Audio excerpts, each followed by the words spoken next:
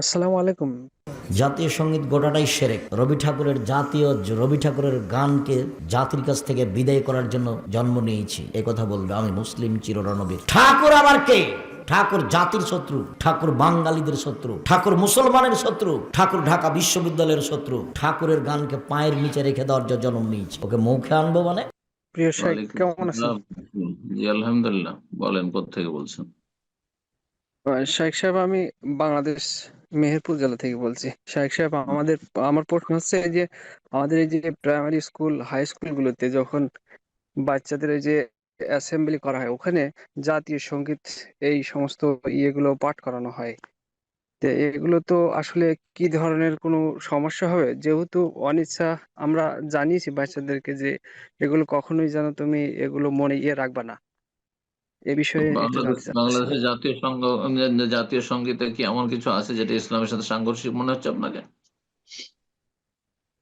হ্যাঁ, জাতীয় সঙ্গীতের ভাষাগুলো যে আমার সোনার বাংলা, আমি তোমায় ভালোবাসি, চিরদিন কোনো দোষের তোমার কথা আকাশ, নেই, তোমার কোনো বাতাস। দোষ নেই, আপনি বাড়াবাড়ি করবেন না। আমি সোনার বাংলা মাতৃভূমিকে সবাই ভালোবাসে। যে ডিস্ট্রিক্ট আপনি মেহেরপুরকে যতটা ভালোবাসেন, ঢাকাকে অবশ্যই ভালোবাসবেন না। আমার জন্ম মালদায়, আমি মালদাকে প্রাকৃতিক ন্যাচারাল ভালোবাসা, কথা বলছেন না?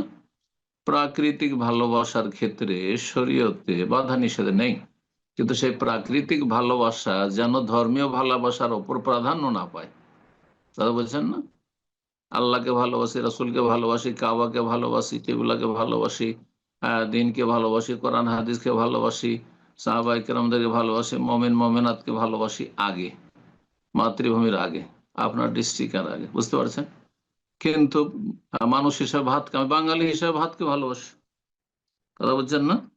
মাছকে ভালোবাসি, তার মানে মাছের মধ্যে ইলিশ মাছ ভালোবাসি ইত্যাদি। কেউ পান্তা ভাতকে ভালোবাসে, তো পাকিস্তানি রুটিকে ভালোবাসে।